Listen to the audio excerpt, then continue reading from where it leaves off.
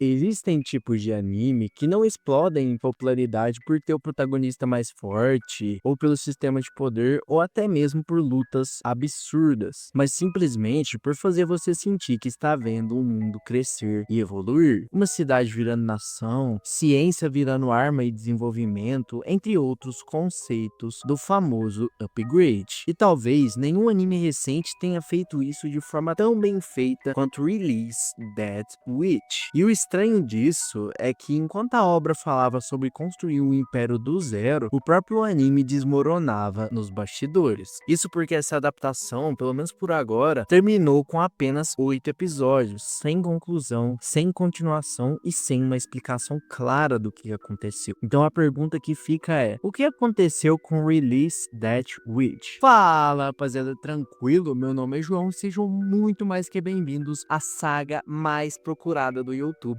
ao The Wanted Saga. E hoje, pessoal, vamos falar aí desse anime que tanto surpreendeu quanto decepcionou bastante várias pessoas com seu hype e seu abrupto final, sem explicação. Então, sem enrolação, bora lá! Release That Witch começou como uma web novel chinesa escrita por Mu, um ex-engenheiro arquitetônico chinês que mais tarde também virou escritor. E diferente da maioria dos isekais, a proposta da obra nunca foi focada em fanservice ou poderes exagerados. O protagonista é um ex-engenheiro que reencarna como um príncipe chamado Roland Wimbledon, que é um fracassado em um reino medieval caótico, e seu pai, o rei do reino de Forte Cinza, dividiu as providências de seu território entre os seus filhos. Então dá pra gente ver claramente que o autor, ele baseou nas experiências da vida dele, nos conhecimentos da vida dele profissional de ex-engenheiro para poder estar criando esse personagem e essa obra e usando vários conceitos aí que vão ser mostrados. O diferencial da obra é que o protagonista, já encarnado, muda sua província completamente. Primeiro que a província dele é a mais bosta de todas, é um vilarejinho que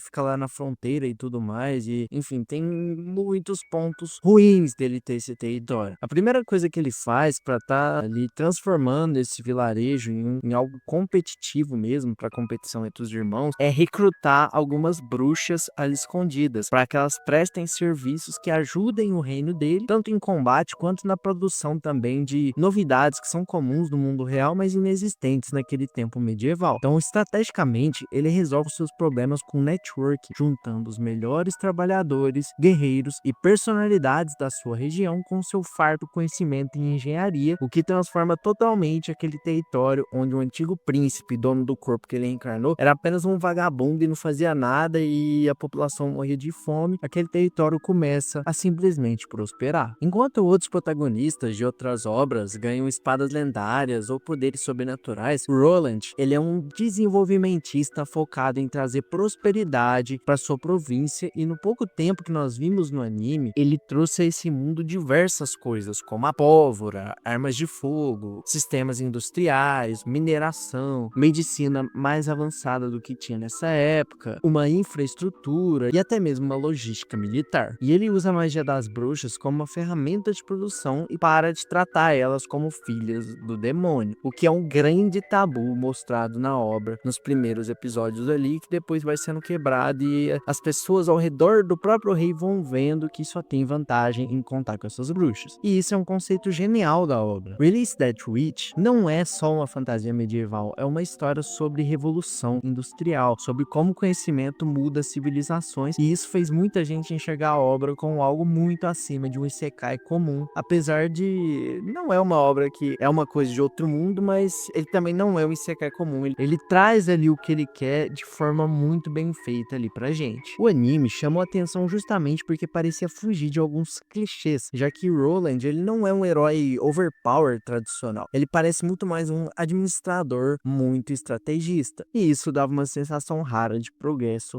real, porque você vê a cidade crescendo, novas armas sendo criadas, né, a economia mudando, a política evoluindo e o equilíbrio do poder se transformando totalmente. E tudo que acontecia parecia ter consequências políticas, financeiras e até no no world building. Eu diria que a obra seria talvez uma mistura de Dr. Stone pela parte da ciência e do desenvolvimentismo que o Roland, sendo um ex-engenheiro, traz ali para sua drama, juntamente com Game of Thrones pela temática medieval e política, né, com brigas de família e tudo mais, e poderosos brigando por poder num tradicional isekai mais sombrio e sério do que o comum. Com isso, na minha opinião, a obra tinha um grande potencial de ser uma das melhores obras de king building ou de construção de reino e tudo mais desse desenvolvimentismo já feitas. E talvez seja exatamente por isso que o fim abrupto tenha deixado tanta gente frustrada. A primeira temporada parou o lançamento apenas com 8 episódios, e o pior não foi nem essa quantidade, foi a sensação de que a história tinha acabado no prólogo. O grande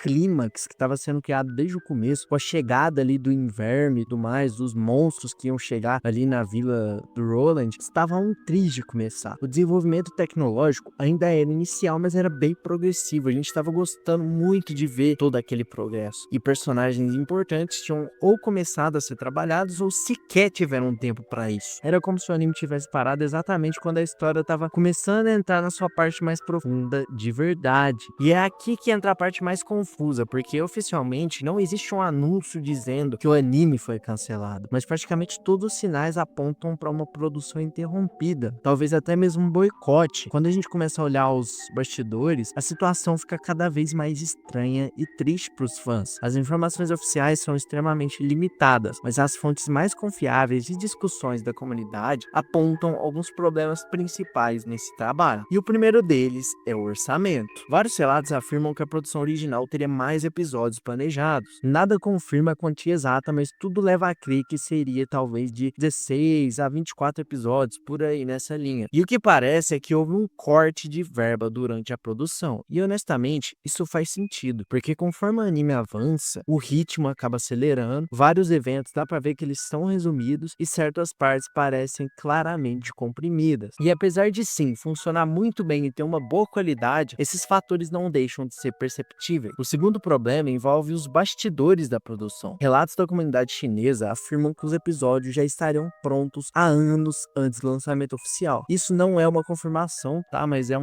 são várias discussões que acontecem ali no fórum chinês. Segundo essas discussões, o projeto teria enfrentado atrasos, mudanças internas, dificuldades administrativas e possíveis problemas com os próprios investidores. Isso explica porque o anime surgiu quase que do nada depois de tanto tempo, como se tivesse sido lançado mais para tentar recuperar uma parte do investimento do que para realmente iniciar uma adaptação longa e que visasse algum sucesso. Release That Reach é uma obra extremamente ambiciosa, porque ela traz para nós a construção de um grande mundo, guerras, cidades, tecnologia, muitos personagens, uma era medieval e uma evolução constante. Então é um tipo de projeto que precisa de um investimento contínuo, e sem isso, a adaptação simplesmente perde a sua escala. E foi exatamente essa sensação que foi passada. Outra polêmica também foi a questão dos visuais. Eu não sei ao certo, com detalhes, quais personagens exatamente, fora o protagonista, também tiveram esse problema. Mas o Roland do anime é totalmente diferente do manhwa chinês. E eu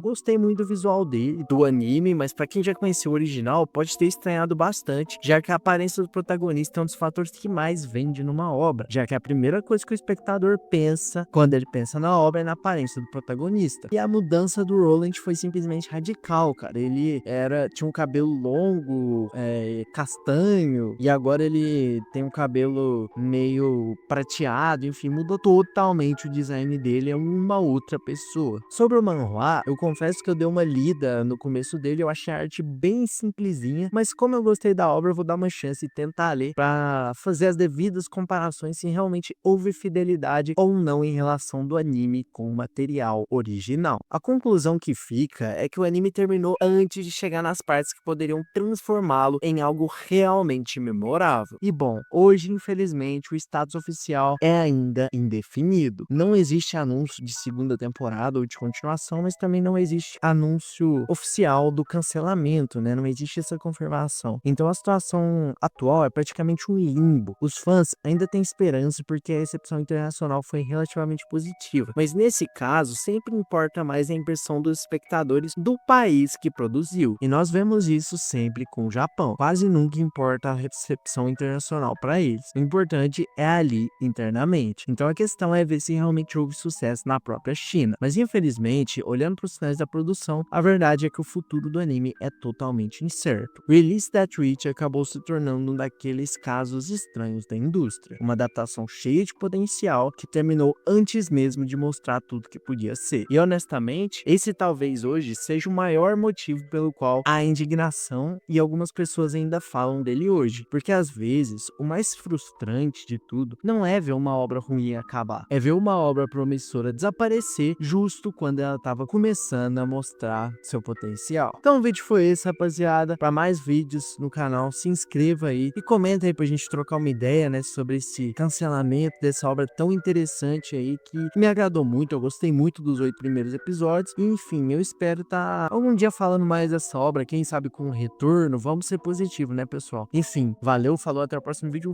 Fui!